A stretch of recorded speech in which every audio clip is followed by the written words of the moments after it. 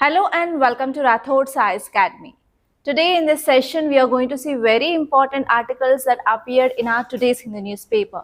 First I'll tell you important topics of the day and later on we are going to discuss from both prelims, mains and interview point of view, and at last I'll be giving you some practice questions as well. First, if you see the important topics of the day, first article, it is a controversial article. So this article is talking about government plans guidelines on book by veterans. So actually why our government is coming up with such kind of new guidelines is recently in our sessions, Rahul Gandhi, who is the leader of opposition party, he bought a book which written by our retired army general. So that book, it is about India-China conflict. Actually, that book had not been published. So that book didn't get clearance from Ministry of Defense. But even though we don't know from where he got that book. So because of this, now government is planning to come up with a guidelines related to the books which are written and which are going to be published by our army persons. Clear? And this topic is important from your governance point of view from GS paper 2. And next topic is sensitive items out of your statement on deal with India. Recently we discussed about India-US trade deal. In that trade deal we have bilateral deal, right? So in that they also included agriculture related items. And you know that India is famous for agriculture. If we are decreasing tariffs on the agriculture products which are coming from US into India, means what happen? It may lead to the dumping of agriculture products in India, so that our farmers will be getting affected. To minimize that, yes, now US came up with a fresh list. In that list, they removed some items. So here we have to see what are those sensitive items which removed by US and how that will be going to be impact our India-US relations, everything. And this topic is important from GS paper 2 under international relations. And next topic is Tamil Brahmi inscriptions in Egypt point to ancient trade links. This article is talking about one important script called as Brahmi script. In your ancient history, you will come across this Kharosthi script, Brahmi script, like that, right? So here you have to know about certain facts regarding this Brahmi script, and you have to know what is the meaning of this inscription. And here you have to see in which parts of our country we can see this Brahmi inscriptions. You may get a prelims based question on this area. And next topic is no reduction in states' share in tax devolution, finance minister asserts in Lok Sabha. So this article is talking about tax devolution mechanism. So here you have to know about finance commission, and recently we had our 16th finance commission. In our budget also our finance minister announced that we are going to follow the recommendations of 16th finance commission, and we are going to follow 41% of that tax devolution which is recommended by 16th finance commission. So here there may be a question related to this 16th finance commission for sure in this year prelims. And next topic is Vande Mataram to be played before national anthem, says government. So actually this year 2026 marks 150th anniversary of this song. Okay. So in history you can expect questions related to this 100th anniversary, 75th, 50th, 150, 200, like that. And here our government came up with the new guidelines related to this Vande Mataram song. That means it is very important, and for sure you will be expecting a question related to this Vande Mataram. And next topic is elections in Bangladesh, looking towards the future. So this article is also very important because we are sharing direct border with this Bangladesh, and there is instability in this Bangladesh from 2024 onwards. And finally they are going to have this elections on February 12th. Okay, so here why I took this article is they mentioned one important term in this article, and you have to know about that term, and you may get a prelims based question on that term. I'll tell what is that. So these all are the topics that we are going to discuss in our today's class. Okay, read this article, guys. Read the title.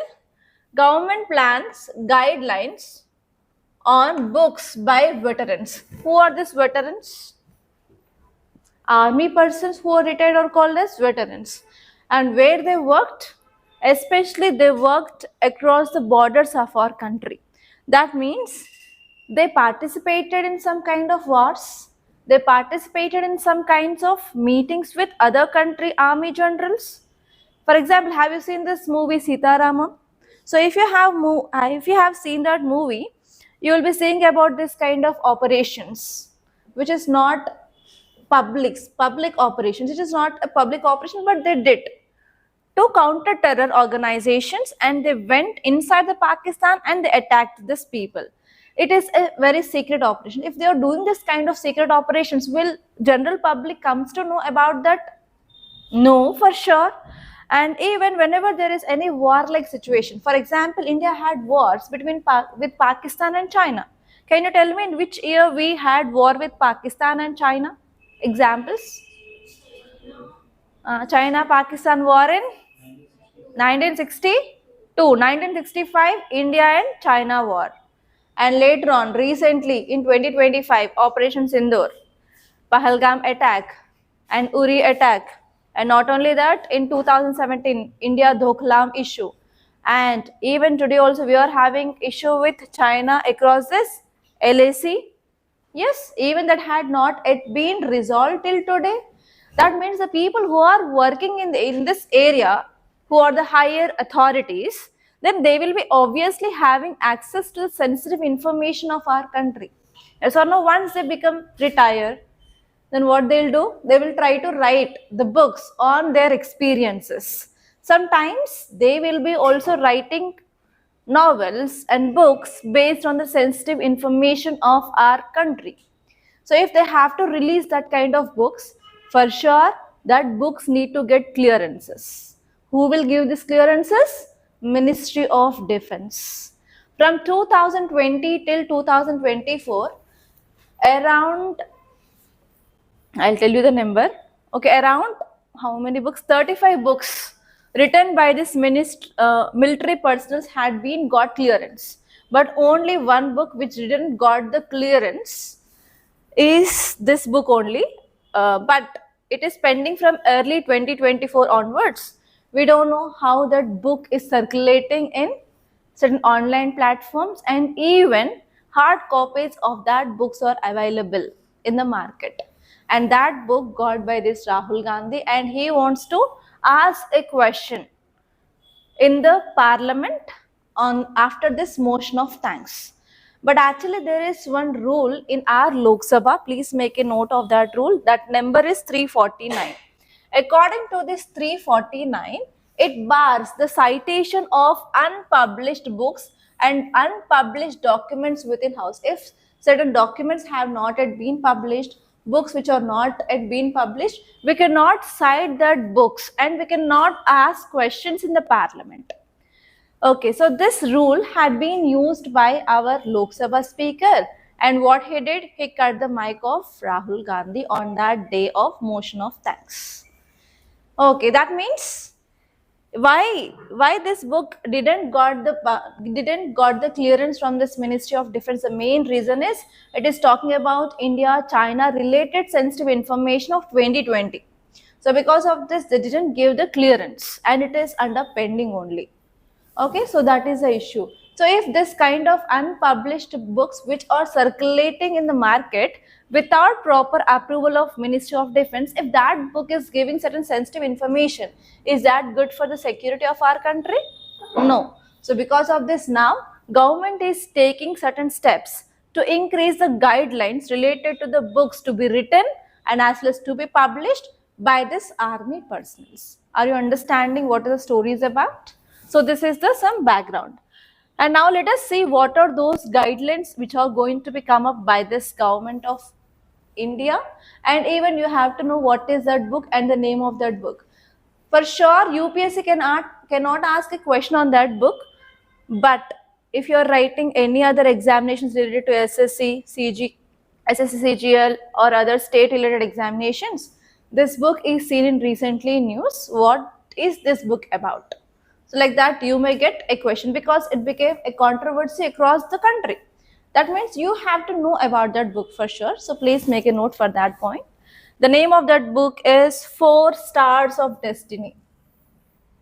4 Stars of Destiny written by Army Chief General M.M. Narwane. M.M. Narwane's book. Okay, now why it is in news? Because our Indian Ministry of Defense is actively working on fresh detailed guidelines for serving and as well as retired armed forces personnel who wish to publish books, particularly their memoirs or their works involving service matters. Whatever the service they are doing, if they want to write anything related to their experience or operations or secret things or agreements made with other countries, everything, they have to follow these guidelines for sure from now onwards. It is applicable to both serving officers who are in service now and even retired armed forces. They want to strictly control the information, especially sensitive information, so that we can enhance security and safety of our country. Okay. Yeah, now let us see what are those guidelines is about. The first one is they want to include whatever the service rules which are existing now, and even with that they want to add this official secrets acts also, because we learned a lesson. If you are not involving this official secrets act, what happens? The secrets of our Indian army can be getting exposed. And next one here is they want to go for a clear step-by-step process now. First of all, they have to submit whatever the thing they written, and later on the detailed review will be done on the things they written. And next one is they will be getting clearances. If they get clearances, then only any publisher can publish that book. That is about the guidelines they gave now. And why government is introducing this strict guidelines now is retired officers, they are not strictly bound by army rules anymore. So because of this, even they can write the sensitive information in the books. So because of this, what happened? It will be a grave security threat for our country. That is the first important thing. And next one here is there are certain controversies which are going on. The present controversy is the book is unpublished or there is no leaking of content. So here publisher is saying that we didn't publish even a single copy of book, and government is saying that we didn't give the clearance for that book. Whom we have to believe in? So here there are certain controversies are going on. So we have to prevent certain kind of controversies. Before releasing of that content to these publishers itself, we have to have a scrutiny over that content. That is the second important point. And this one is we have to balance national security with freedom of speech and expression of these veterans. If we want to express something, how can we express? We can talk, we can write, we can showcase in images. That comes under Article 19(1) subclass A, which talks about freedom of speech and expression. Then what happened? Obviously, if you are restricting the content, means obviously it is violating the right of this armored forces. And here again, one more question you can get here is, which of the fundamental rights will be not available for the armored forces? In your fundamental rights topic, you have to see which are the fundamental rights which are not applicable for this armored forces. Under that, you have to see whether this freedom of speech and expression is there or not. So this is a possible question you can expect in your prelims 2026 from this issue point of view. Okay. And to balance our national security and as well as freedom of speech and expression, yes, we have to take this kind of steps for sure. And this one is we have to have a standardized procedures, so that here this army people will be aware like what are the guidelines they have to follow related to the publishing of their memoirs or recent events like Galwan clash or Agnipat scheme, so that we cannot suppress their freedom of press by making cost of censorship. So these are the things that you have to remember, guys. Okay. And now let us see the next article. Say this: sensitive items out of US statement on deal with India. So this article is talking about India-US trade deal. Can you tell me what are the provisions of this India-US trade deal that we discussed recently? Okay, what about the tariff? Initially, they imposed 50% of tariff, and now that 50% reduced to 18% of tariff. Okay. So actually in this reduction of tariff, they included agriculture product, industrial products, lot more. Actually, concern of India at that time, and even our Ministry of Commerce and Industry also said that agriculture is not included in that. So finally, the list which had been published by US. Okay, so why it is very important for India is India is primarily known as agriculture economy, right? So most of our people in our country they depend on agriculture as their primary economic activity. Okay, that means we are having good agricultural produce in our country. If we are getting goods of agriculture like pulses or some other things from US, if they started dumping in India, who will be getting affected? Our farmers will be getting affected. Yes, actually one important aim of our government of India is we have to double farmers income. Yes or no? We have to double farmers income is one important aim of our present government. But if we see like dumping of goods from US to India, can we ensure this income of farmer? For sure, our farmers income will be getting affected. So here this farmers income and protection of farmers will be the important criteria of India if we are signing any trade deal with other countries. We have to be very cautious about this. And even recently we signed a trade deal, free trade agreement with New Zealand. So in that they included apples and as well as kiwi fruits. But who is fighting for that? Farmers, apple farmers are saying that dumping of apples from New Zealand will be affecting their economy, their income. So here already we are facing issue with India and New Zealand. So one more issue we are facing here is India and US. Finally US released a list that we are going to remove certain items in this free trade agreement. So please make a note, what are those items? First one is pulses. They said that we are not going to include pulses. That means we are not going to get these pulses from this US at a low cost. Next one is agricultural products. Digital service tax. So these three are the important dropped references from this India-US trade deal. Pulses, agriculture products, digital service tax. Okay, now let us see here. US White House issued the revised of its fact sheet on India-US interim trade framework, and they removed certain pulses and agriculture products so that now we can protect our sensitive agriculture sector in our country. Okay, that is the thing, guys. And what we discussed in this trade deal.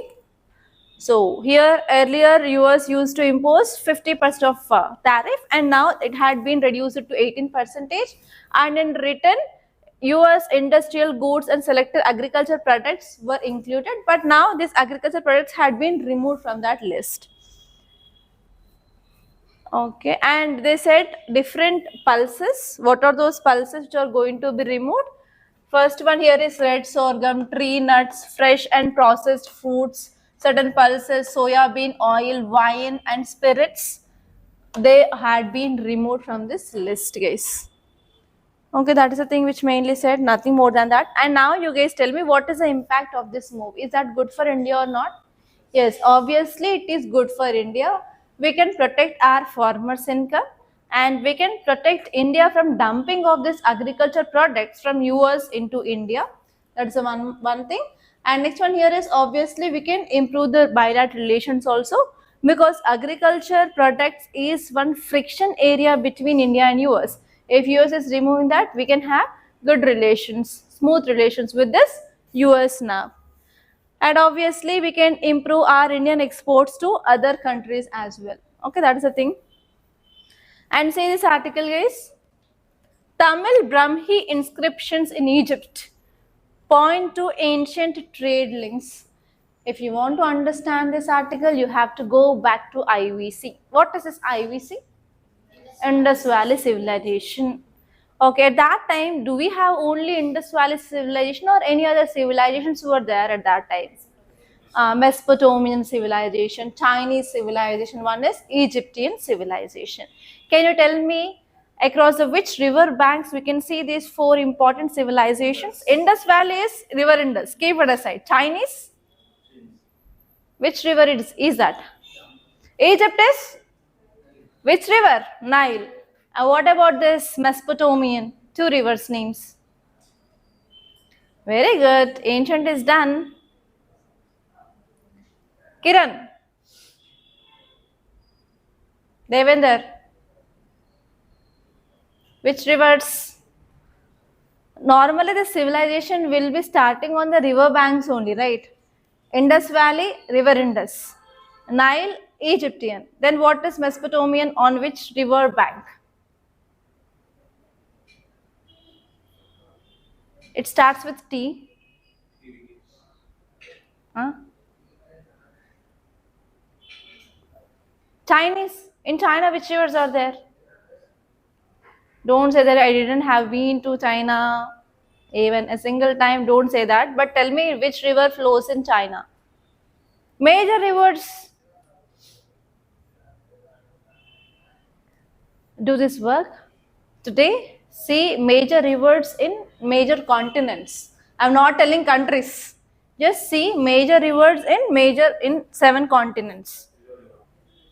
Yellow River. Okay. What about Mesopotamia? 2 rivers will be there. Do that work.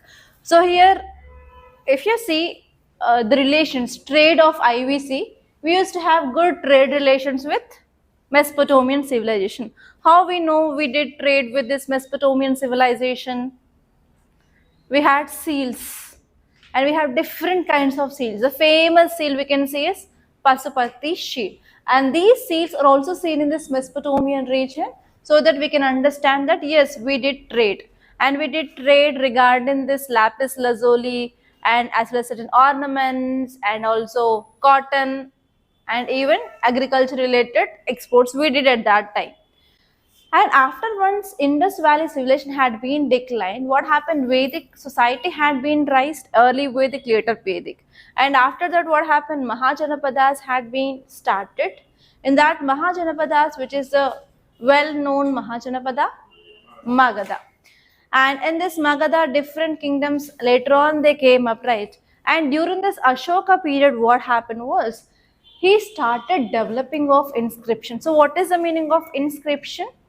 Inscription means what? What is the exact meaning of inscription? The word inscription refers to what will be there on this inscription? It will be certain writing. Why they will write something on the stones or walls or somewhere? Why they will write? Just for time pass? No. Then why they will write? It is like a notice board. They will try to tell something, and they will try to make the people aware about something. So those are called as inscription, and these inscriptions were written in different script at that time.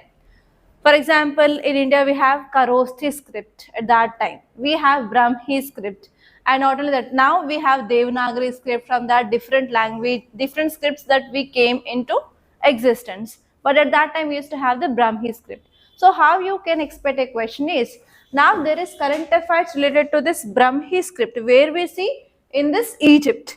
That means we can understand that there is a spread of our influence of the kingdoms at that time, not only in India but even other countries know about that.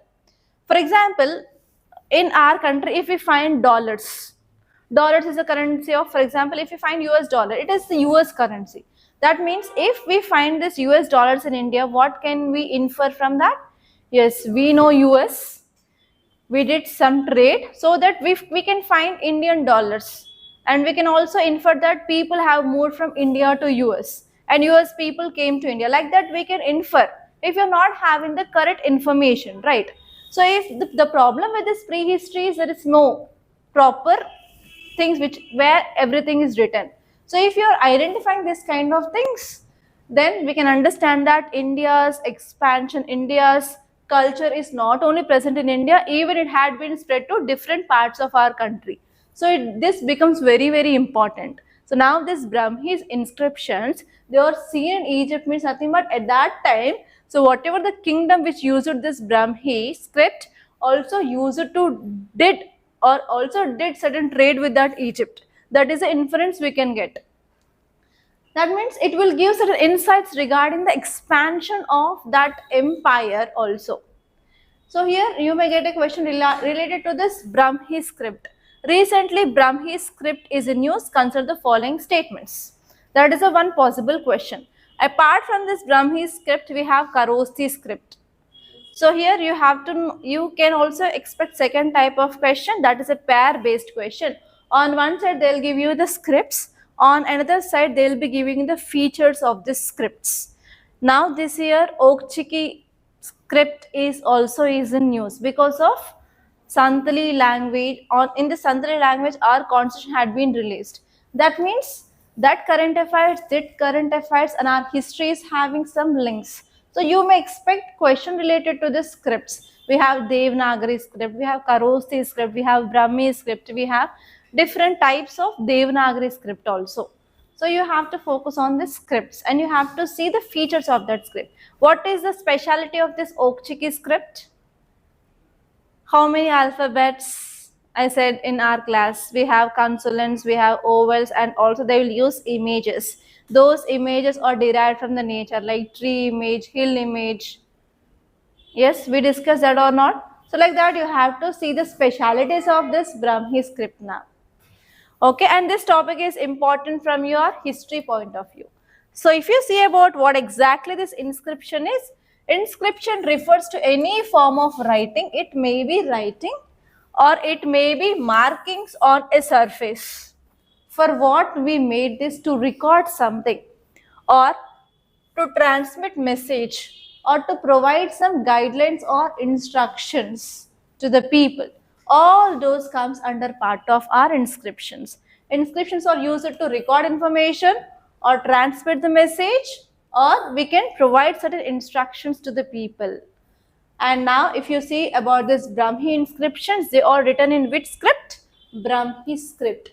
And it is the earliest writing system developed after this Indus script. First one is Indus Valley script, and till today no one deciphered this Indus script. And recently in 2024 ending, Tamil Nadu government announced a huge hefty amount of money for the people who decipher this script. But till today there is no update regarding the deciphering of this Indus script. So you may get question related to this Indus script also. After this Indus script, second that is the earliest script in India is Brahmi script, and it is one of the most influential writing system. And all of our modern Indian scripts and several hundred scripts found in Southeast India and as well as East Asia, they were derived from this Brahmi script. And whatever the Devanagari script we are writing, so now it also derived from this Brahmi script only. It is a mother of all the scripts. And if you see the examples of this Brahmi inscriptions, we can see in North and as well as Central India, because of this Mahajanapadas which had been developed in the northern part, especially in this Indo-Gangetic Plains region. And normally this Brahmi is found in North and Central India, that represents the Prakrit language there. And actually earliest known Brahmi's inscriptions, they were the parts of, they belongs to this edicts of Ashoka, who is the third Mauryan emperor of Magadha. And next one is this script, not only seen in this Indo-Gangetic Plains, even in the southern states like Tamil Nadu, Kerala, and even Sri Lanka also we can see. But now one more addition you have to make here is, not only in Sri Lanka, even in Egypt also we can find this Brahmi script. So you may get question on this statement. In which of the following regions we can see Brahmi script? They'll give you North India, they'll give you South India, Sri Lanka, and they will also add this, that is Egypt.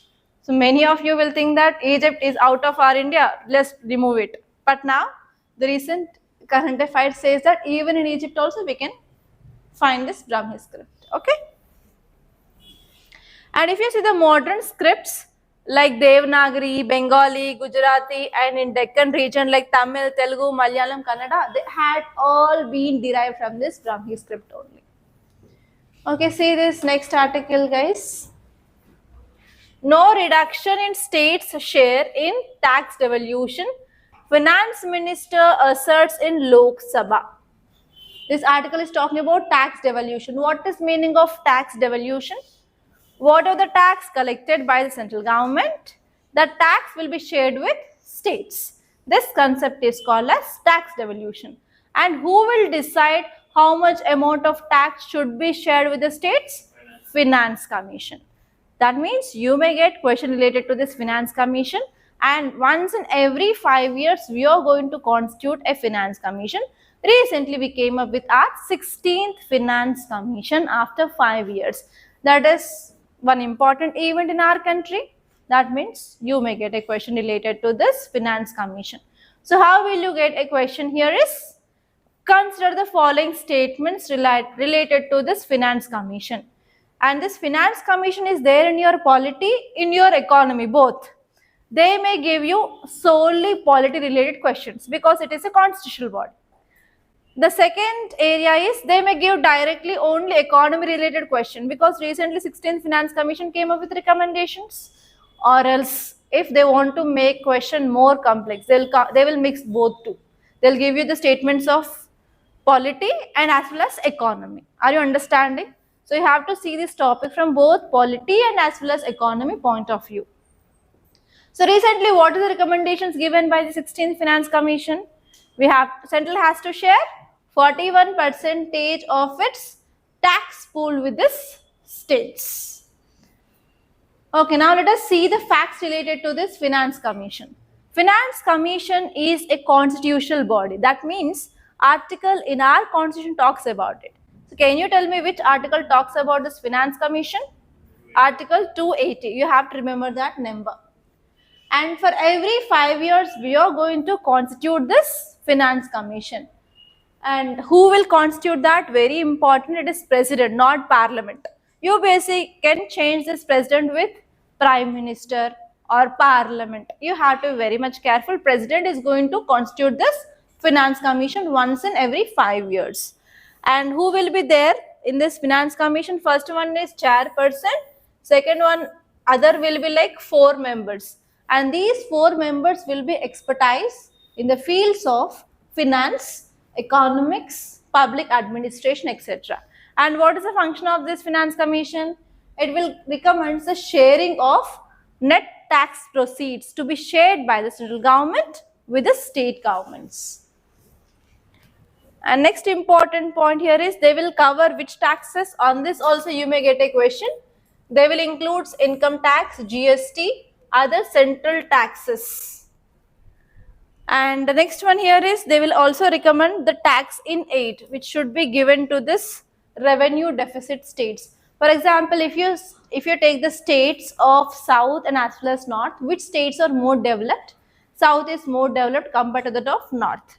And what happens, so whenever the developed states, whenever they are having good manufacturing base and whenever they are doing good in controlling of diseases, health, education, everything, they need less amount of money, right? So here, based on certain criteria, northern states will be getting more amount of funds compared to that of southern states. So that will be also decided by this Finance Commission. So you have to make the criteria on which parameters. There are 5 important parameters on which Finance Commission will be deciding which state is getting how much amount of money. So please make a note of that 5 considerations. On this also you may get a question.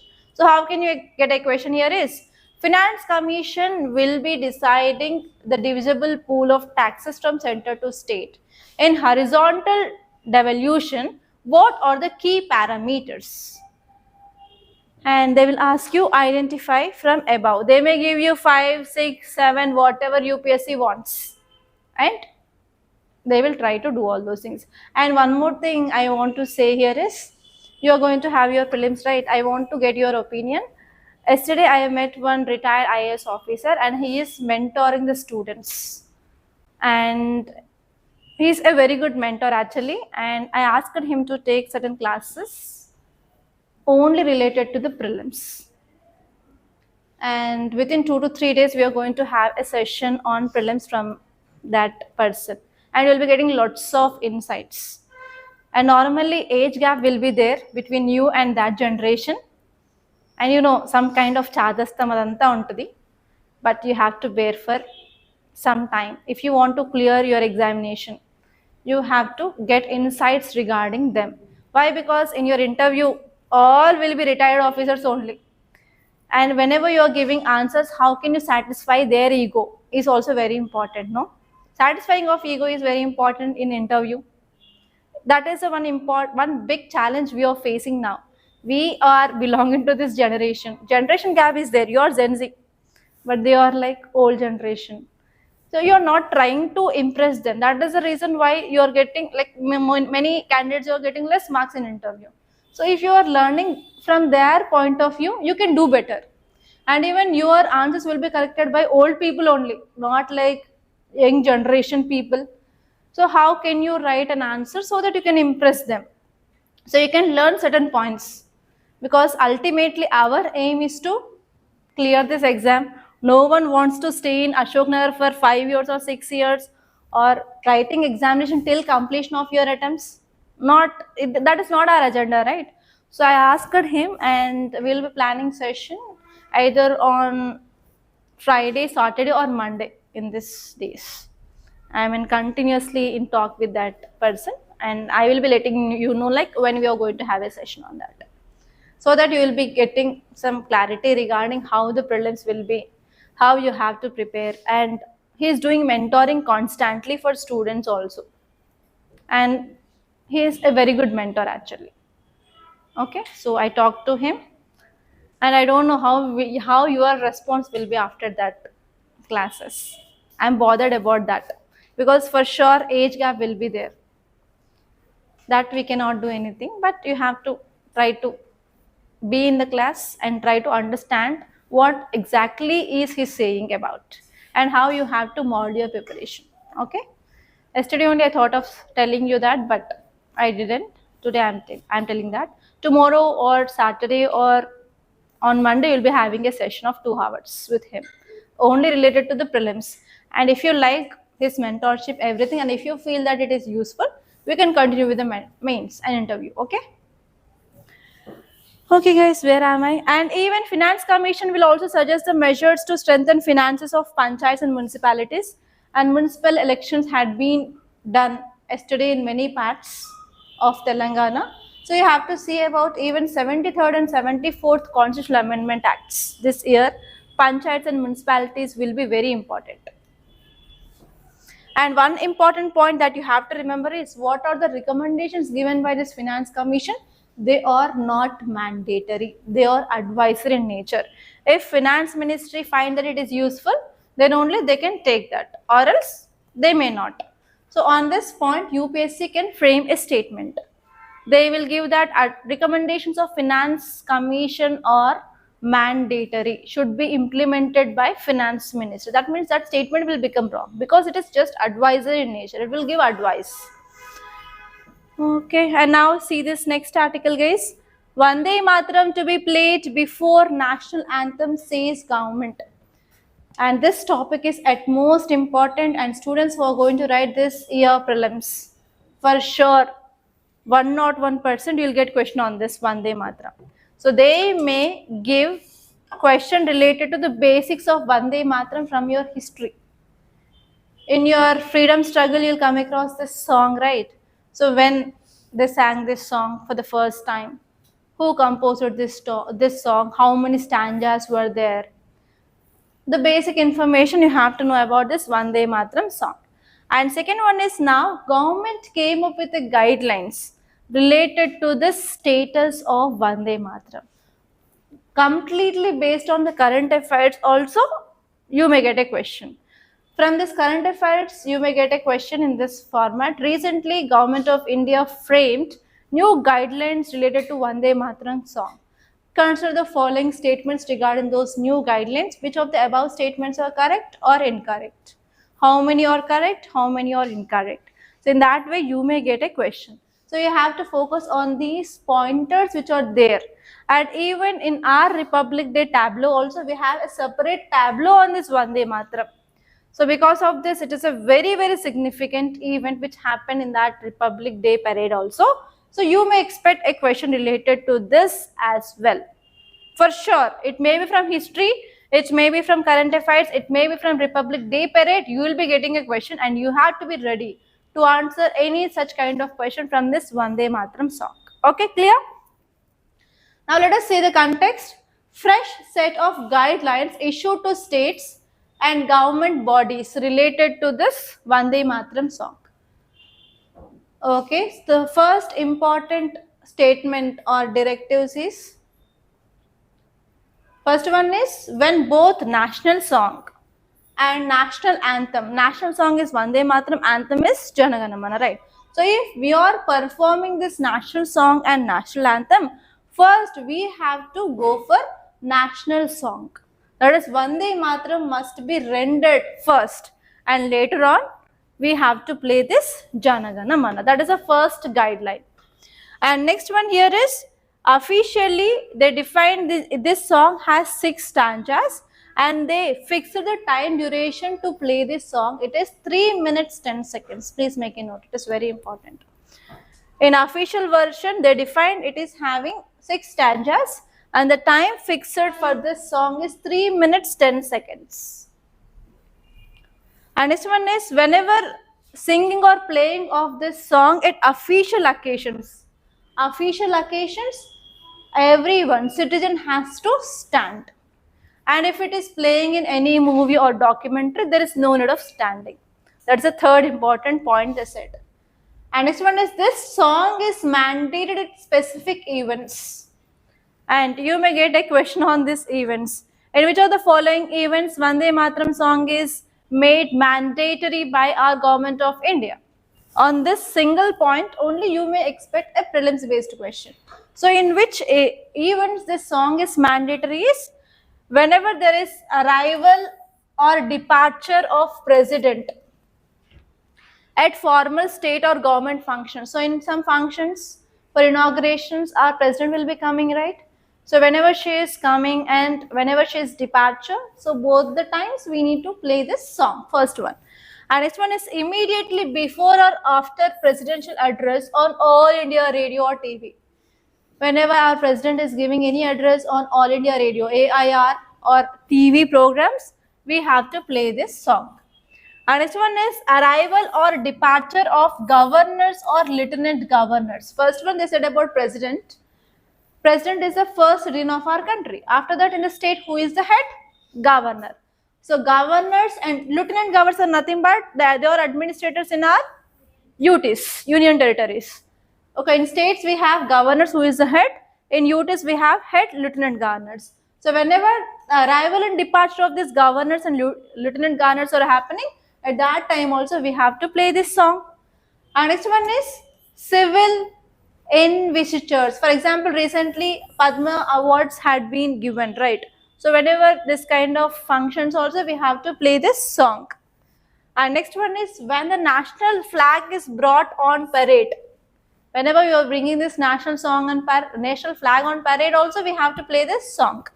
And next one is, flag unfurling ceremonies. That is nothing but flag hosting ceremonies. We have to play this song Vande Mataram. And other government specified occasions. Okay. So in all these occasions, playing or singing this Vande Mataram song is mandatory now. And these guidelines extended to schools and as well as government events nationwide, with standing mandatory while playing or singing of this song, guys. So how many of you know this song?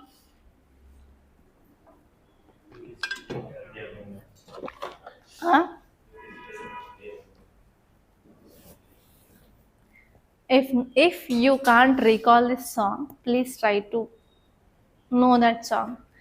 Sometimes in interview they will test this also because it is mandatory and you're going to become a bureaucrat and you have to inaugurate all some kinds of functions, you have to plan everything.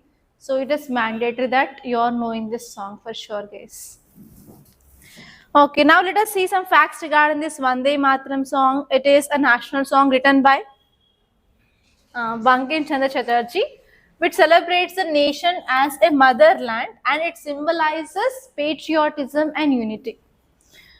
Okay, very important point. It symbolizes patriotism and unity.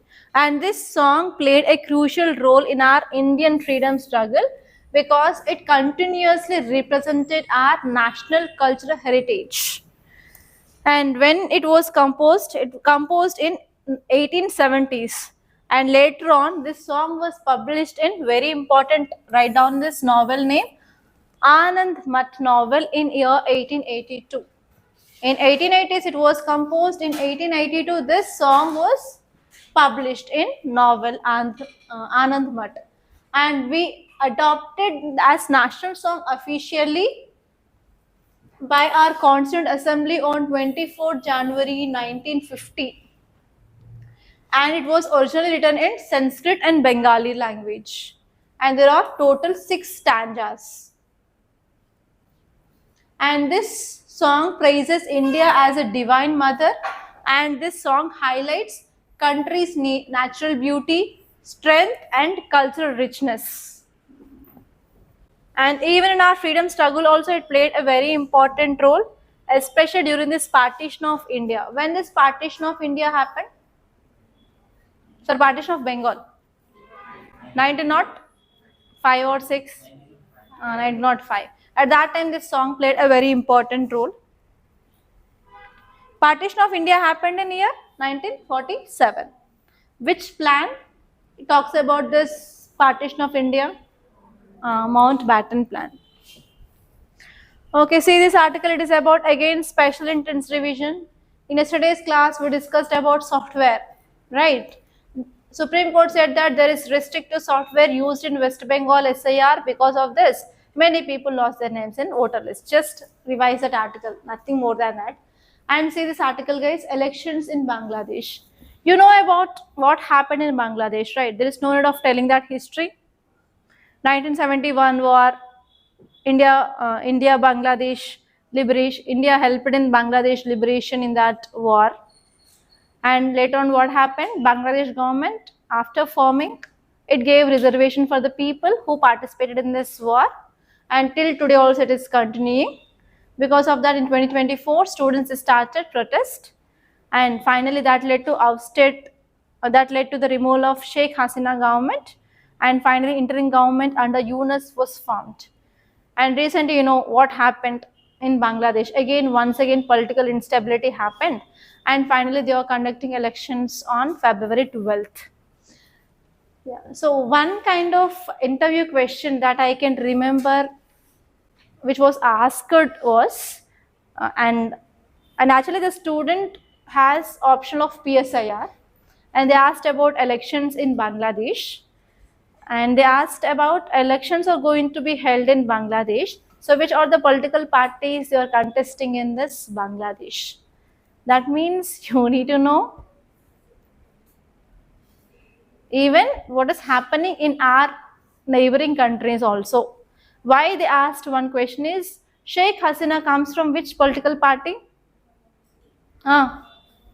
Sheikh Hasina comes from which political party? Awami League. So actually Awami League registration had been suspended. They asked that whether this Awami League is part of that elections or not.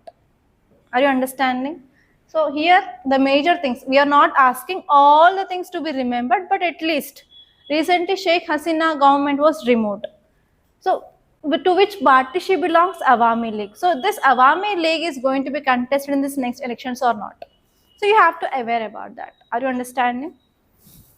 And next one here is, who is the opposition party for the Sheikh Hasina? Zia Khaleda. She died recently. So she belongs to which party? Khaleda Zia. You'll be studying that in your international relations for sure. BNP, Bangladesh Nationalist Party. So they asked again, Bangladesh Nationalist Party is participating or not. Recently Zia Khaleda died. So who is the person who is contested from that political party? Are you understanding? So at least the major things you have to know for sure. So here this article is saying that around 2034 candidates including 275 independent candidates who are contesting in this elections of Bangladesh now. And in that Awami League, which was a party of ousted former Prime Minister Sheikh Hasina, that party has been suspended in this Bangladesh election. That means Awami League is not going to participate in this Bangladesh elections now. And here one important point that you have to remember is they are not only going for elections, they are even asking for the people to vote yes or no for July Charter. Okay, so in elections what we'll do? I think you might have participated in elections at least once. Keeping in that mind, what you'll do? You'll take your voter ID. And next one is, what will you take to your Aadhaar card, voter ID, and the list will be there, no? So that you will take to the nearby polling station where you have to cast your vote, and you'll enter, and your name, everything is verified, and they'll keep one ink dot on one of your finger, and you'll go inside, and you'll cast your vote by using these EVMs, and you'll be coming outside. Yes, that is a process. So here, apart from that voting, they are going for yes or no votes for July Charter. So here you have to know about what is this July Charter is about. So how can you get a question? Here is, recently July Charter is seen in news. It is related to which country? They'll give you US, Russia, Bangladesh, Thailand, Cambodia, whatever it may be. That is the first type of question can be asked by UPSC. And next question is, recently July Charter is in news. Consider the following statements related to that. They'll give you about solely related to this July Charter, because India is also invited for that supervision of elections in Bangladesh.